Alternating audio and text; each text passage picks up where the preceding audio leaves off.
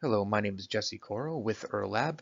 We have been providing protection to personnel for over 53 years by cleaning the air through filtration technologies, both on the molecular side and the particulate side for laboratories and common areas. Today we're going to talk about how do we get back to school safely, how do we have proper measures to mitigate the risk of airborne infections and improve the overall indoor air quality within our facility, and the technologies available on the market today, the truth behind them, and how some technologies can work together to provide the most optimal solution for mitigation.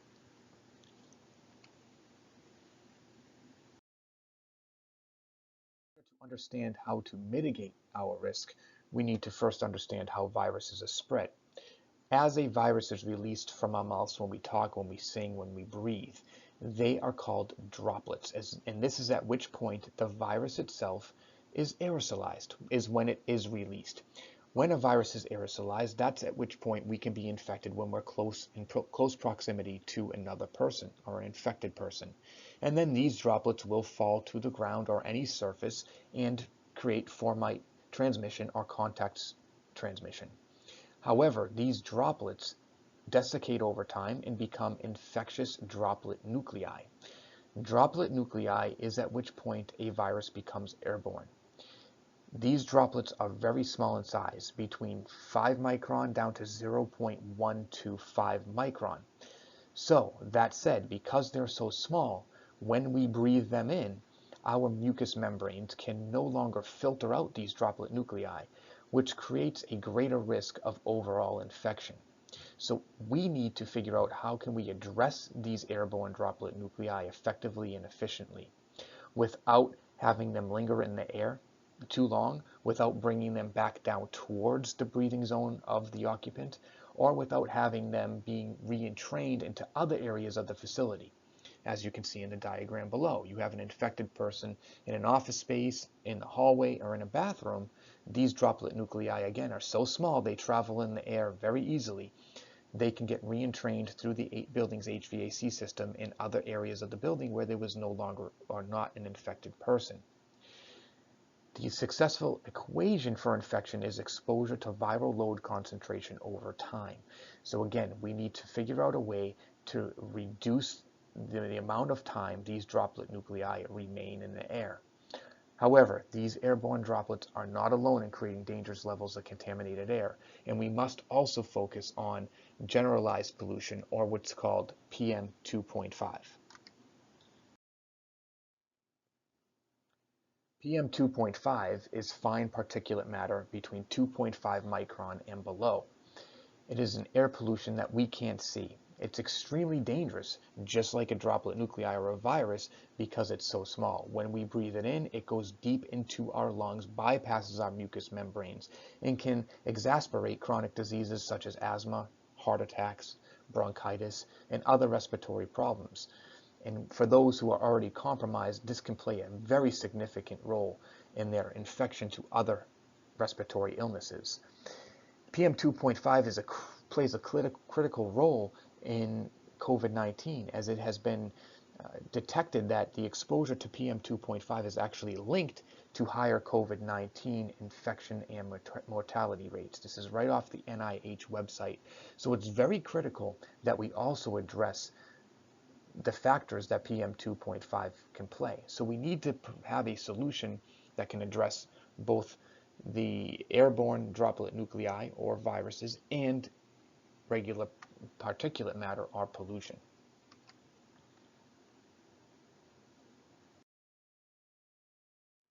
As a superintendent or a facilities coordinator, you are familiar with the CDC and ASHRAE guidelines for indoor air quality.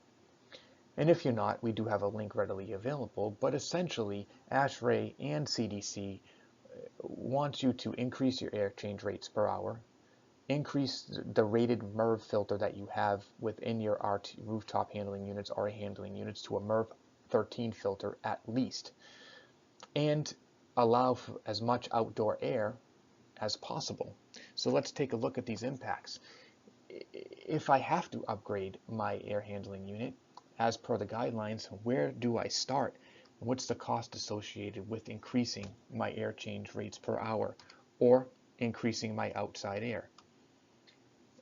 In addition, what is my added cost to my heating and cooling loads? We have to take that into account, because if I'm having more outside air come in, I have to have more outside air go out, and now all my conditioned air is being replenished more frequently. What is the cost associated with that? And what is the impact as it relates to relative humidity, and how can I control my overall relative humidity? Is it possible to provide a permanent solution without upgrading my ventilation, which I'm sure is a question you have all been asking? And what solution can control viral transmission and PM2.5 collectively? And also, are surface sanitization initiatives enough, and can they be improved? So these are all things we have to consider to help mitigate the risk of spread. So as I mentioned earlier, there's many different types of products on the market that say they can improve your indoor air quality, or they can basically mitigate the risk of any type of viral transmission at 99.99% efficiency. But we really have to do our homework and take a deeper dive into what these products actually can do for you. I know we have to look at cost, but we can't just make our decision based on cost. Otherwise, we're going to be essentially providing our students, our staff, our teachers with a placebo effect product, and we don't want to do that. We want to provide them with something that has true viability behind the product itself, with efficacy studies and testings that provide you with true room level mitigations. And we're going to be looking at what our Halo HEPA system can do.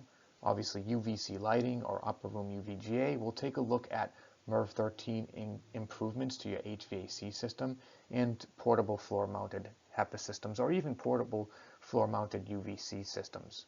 And so let's take a deeper dive into some of these products. So as we dive into the details of what's on the market, let's start with upper room UVGI lighting. So upper room UVGI lighting is an effective air disinfection in the breathing zone, but it depends on good vertical airflow movement. So if you don't have proper dirty to clean airflow movement in drawing that air up vertically, of course it's going to depend on where your return and supply registers are, then upper room UVGI really isn't going to provide you with proper mitigation. And it depends on residency time within the aerated zones.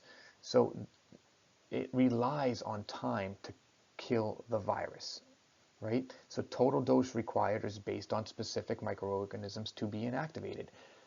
Traditionally, viruses and testing done on viruses, it's between 10 minutes to 30 minutes before UVC or UVGI truly decontaminates the virus. So we have to take that into account. And again, proper air mixing is required for optimal effectiveness.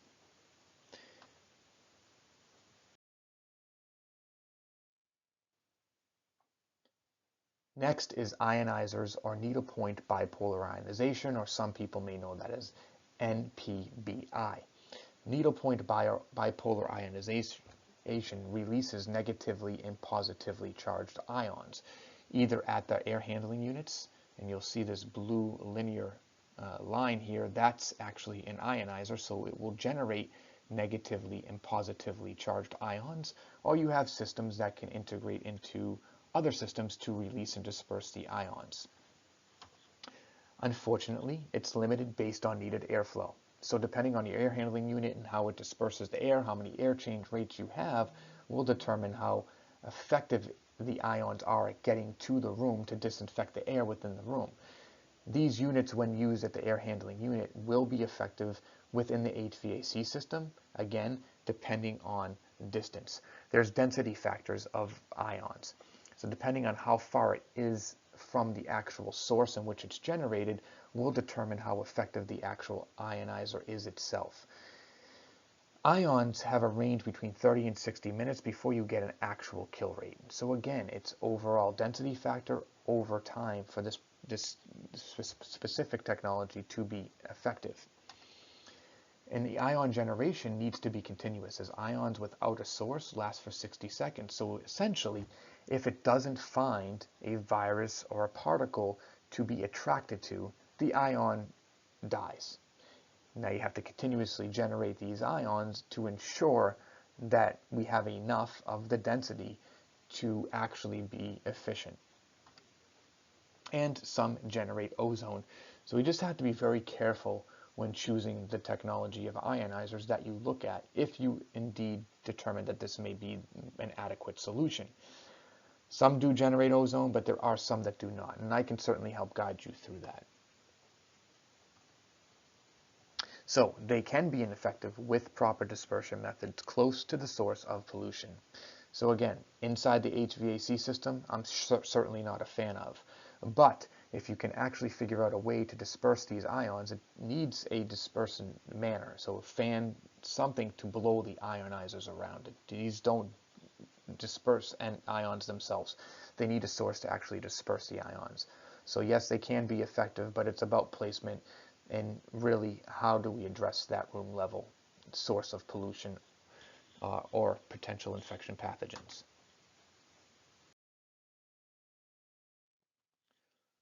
So let's talk about upgrading to MERV 13 filters and the impact this may have on your facility.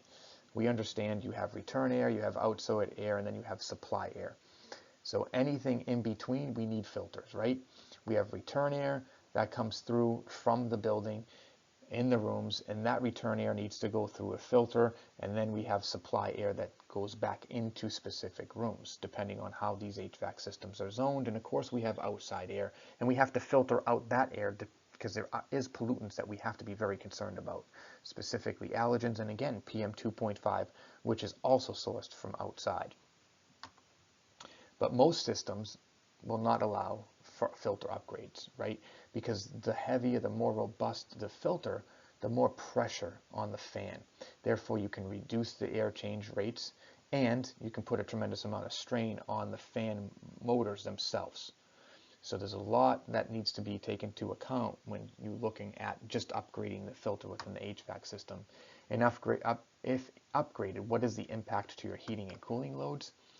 And MERV 13 filters, again, are only 75% efficient at capturing viral particles as small as 0.125 micron in size. And this chart just kind of walks you through the different rated MERV filters, what they mean, the efficiency levels. And you see here MERV 13, less than 75% efficiency at 0.3 to 1 micron in size. And we need to get those microns that are right between that zone, between 1 and 0.3 and below. Right? That's what we're really concerned about. So these are less than 75% effective. And you get to MERV 14, 15, and 16 filters, they become more efficient. But then MERV 17 and 20, that's when you get into your HEPA and ALPA filters. And that's where we really are able to provide 99.97 and above of efficiency at capturing those small, very hazardous microns. And again, as I've been mentioning, this does not address room level mitigation. So we want to be able to provide a solution at the source permanently. Then we need to look at floor filtered units. And while I understand these are very inexpensive, they're easy to install as you receive them and they plug into the wall. There's a lot wrong with them. They're easily turned off and interrupted by furniture and personnel. The airflow draws contaminated air down past the breathing zone. And then remember, these droplet nuclei, this is where they like to hang out for up to 16 hours. The last thing we want to do is take them from the air and draw them down and then creating a turbulent environment below, increasing the overall chance of infection before it even gets to the filters within these systems. Again, as I mentioned, very unpredictable airflow patterns increases the chance of exposure, and they're made for residential use. These are great in bedrooms. These are great in your living room. They're not made for commercial space. They're not made for a concentration of occupants in a room, and they don't address commercial building sizes, the way the airflow patterns are, and they're not made to work with the building ventilation systems. We have to address floor UV units. And I want to address this because, again, just like the floor units, filtered units, they too create ground distribution. You know, people think the UV lighting in this system is going to deactivate the contaminants, but as we learned earlier, there is a dosage, right, and dosage and time of that UV. Between 256 nanometers of wavelength over time is really what's going to deactivate these viruses. How are you going to do that if you're just blowing air through this system and then back out. A lot of falsified claims. Simply put, there is not enough exposure time for proper deactivation of the virus, and the WHO advises against the use of these products, and the inefficiencies have been recognized. And in fact, the Sacramento City School District ordered $6 million worth of these units, 1.2 million of a down payment. What they found is that these systems are inefficient. In fact, they were sold products without understanding the overall room dimensions, without understanding the airflows, and the amount of units, even at $6 million, I think it was 500 units or 480, was still not enough to provide them with proper solutions, because they would need too many units, if they worked, to provide the right air change rates per hour, the right turnover, and the proper mixing within the room. But again, you're not going to deactivate the virus as the air draws through the system and releases at 300, 400 CFM of air, cubic feet per minute of air flying through these systems. It just is not going to work. So please do your homework.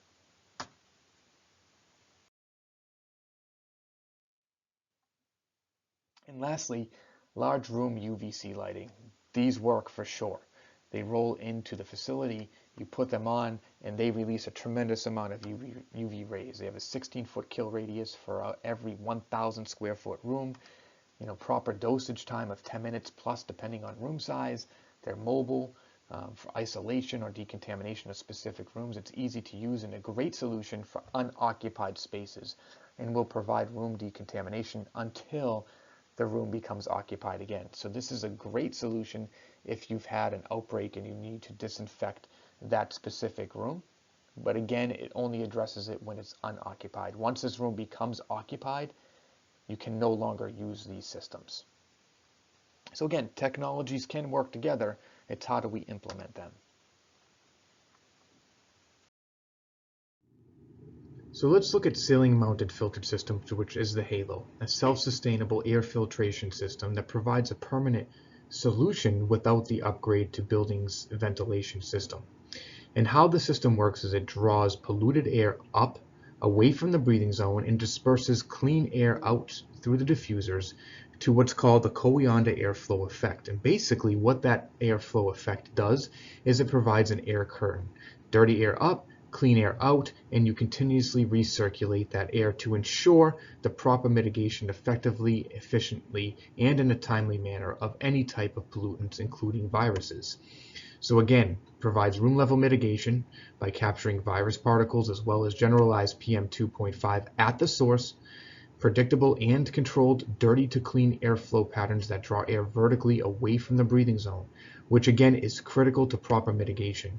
Medical grade H14 HEPA filters, which provide 99.995% efficiency at capturing microns as small as 0.01 micron in size. Load concentration reductions at levels greater than 70% as proven through controlled atmospheric results, test data, as well as real-world test data conditions. Improved ventilation effectiveness of greater than 27% from traditional ventilation. And what is ventilation effectiveness? That's how efficiently the room is mixed. So we actually, just by adding HALO systems, we improve that effectiveness by greater than 27%, again, without upgrading the building's ventilation system. In addition, we have third-party results showing log reductions of greater than 90% of viruses within 15 minutes. Within 90 minutes, a 4.9 log reduction is achieved, which is 99.99% reduction of viruses present in a room.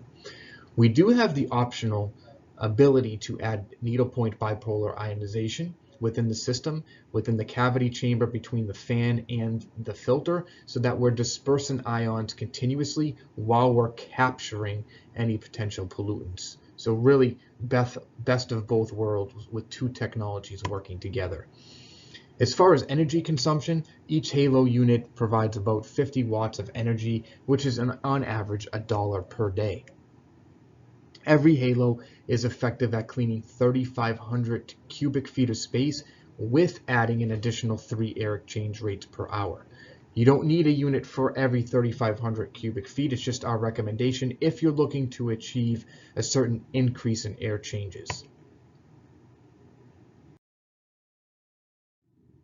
So how can these technologies work together that we just discussed? First, we have to look at what provides room level mitigation when occupied. And that is the halo system and upper room UVGA if appropriately used. What provides room level decontamination unoccupied? That's obviously the portable UV system. And then we have to look at what provides dirty to clean air distribution. That is, of course, the halo. Which one provides predictable airflow patterns? Again, the halo. Increased ventilation effectiveness and upgraded room mixing, the halo, as well as increase in air change rates per hour. Now, the halo will provide an increase in air change rates per hour, but of course HVAC will as well. And then we have to look at what can decontaminate and what can deactivate. Well, decontamination and deactivation would be ionizers, upper room UVGA, and of course the UV portable filtration portable system. When we add ionization onto the halo system, that too can provide decontamination and deactivation. Understanding HEPA filter captures. The virus itself deactivates and desiccates over time fairly quickly, but there is no deactivation that's occurred as it's not necessary as we're capturing those viruses and general pollution. As I mentioned, capture and contain viruses, right? So that would be the halo system. So we have to understand how these technologies can work together, and they can, to provide the best mitigation strategies possible, but we also understand that sometimes it's not feasible for all of these to integrate at once just due to cost. So we have to dissect it and understand what gives me the best value and the most effectiveness and efficiency. And of course, that is a proper ceiling mounted system, which again is the halo unit. So let's take a look at some of the efficacy studies with quantitative results. We're going to look at some pre-validation scenarios of particles, controlled challenge test and uncontrolled challenge conditions. We're going to look at post-validation of particles, both controlled and uncontrolled. Real-world data, sample collections of SARS-CoV-2 using PCR, the challenge of efficacy test against aerosolized MS2 viruses, which is a surrogate used for influenza and COVID-19. And then we're going to look at the ventilation effectiveness study. So this slide shows you on the left basically the ventilation effectiveness study as well as the overall load concentration of particles. And you see here the results in the black are without the halo, the results in the blue are with the halo, and what we see here is an average reduction in concentration of 74%. Now again, this isn't how effective the HEPA filter is, but how effective the halo system is at reducing the amount of viral, non-viable, and viable particles present in the facility. And we show it's greater than 74% reduction on one test. That test was performed by 3Flow. Then we have to look at overall log reductions in viable MS2 present in the air.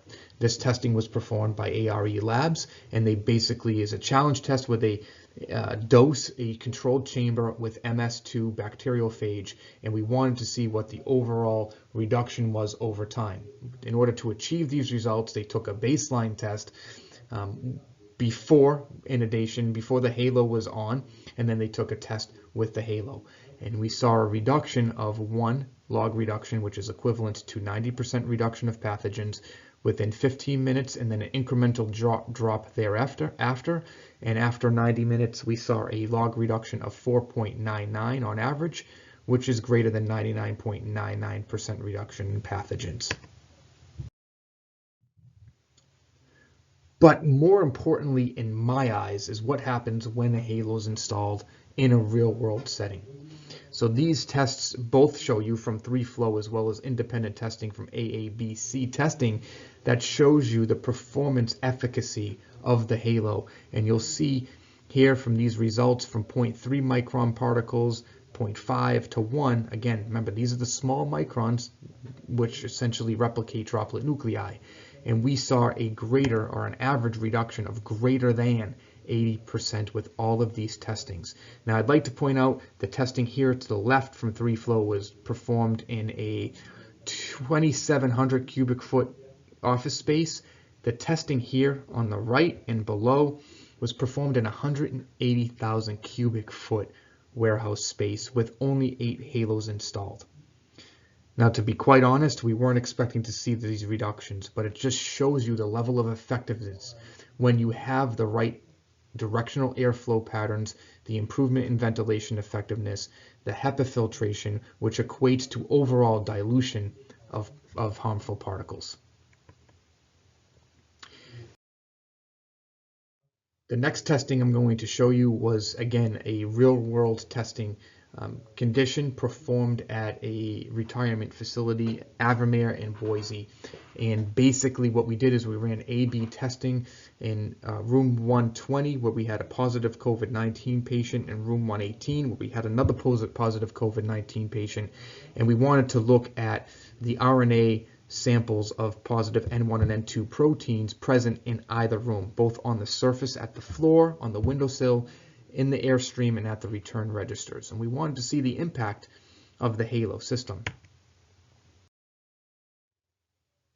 These test results will show you this impact, and we have the schematic drawings here of each individual room. Again, room 120 with the halo, room 118 without the halo. And you'll see the test results here from room 118 to 120.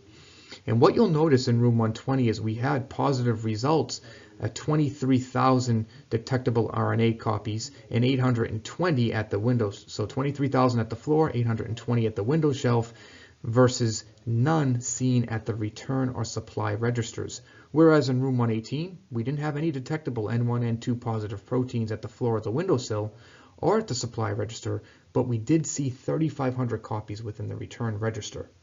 So a couple things here.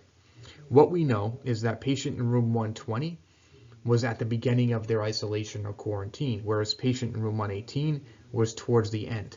We know that patient in room 120 was shedding significant amount of virus, right? Just based on the results here that we saw at the floor and at the window. Now remember, regular droplets will fall, gravity will take over, and that's when they land on the surfaces. The droplet nuclei, however, will not, and that's where they raise, they remain suspended up in the airstream. Now you would assume when you see this much RNA at the floor of the bed that we would actually also get positive samples in the airstream. We didn't detect any, which improves, again, the efficacy of the halo, reducing those airborne pathogens, which again is critical to reducing the spread of transmission. Whereas patient in room 118 obviously wasn't shedding a lot of viruses. We're not sure if there was a cleaning. We're still trying to get the cleaning logs, but we do know there was none detected on the floor. However, even though they weren't shedding viruses based on these test results, we still saw lingering RNA copies of N1 N2 positive proteins within the return register.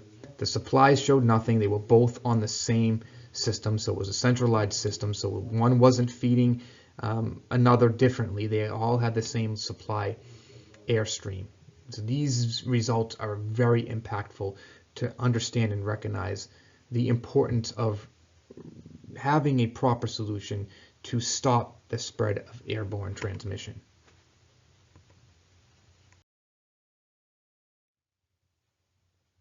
So in summary, again, we must look at solutions that deal with today's issues, but also look forward to tomorrow's challenges, which is the variants that we're seeing in this virus, the next virus, generalized pollution, and the impact it has on our overall health. We have to face challenges from viruses, bacteria, mold, and contamination, air invasion into our classrooms, school buildings. I have a story for another day of an install we did at Bedford School District here in Massachusetts, and I can touch on that after the presentation, or you can reach out to me to get some input there and some quotes we have specifically from Bedford High School. And again, we have to look at filtration when used appropriately, as it provides significant impact to the overall ventilation effectiveness, and therefore reducing the risk of PM2.5 and overall viral load.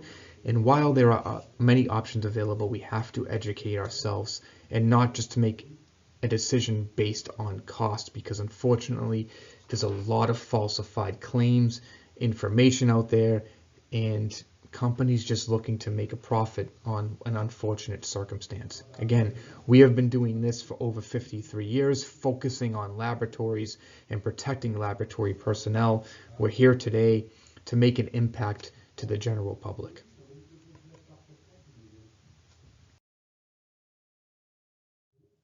So with that, I thank you very much. I look forward to having a conversation with you, again, talking with you a little bit more about some additional installs we have. I can't talk about them all through this presentation, or else I will have death by PowerPoint here. So please reach out to me if you have any further questions, and I'd love the opportunity to talk with you further. Thank you, and have a great day.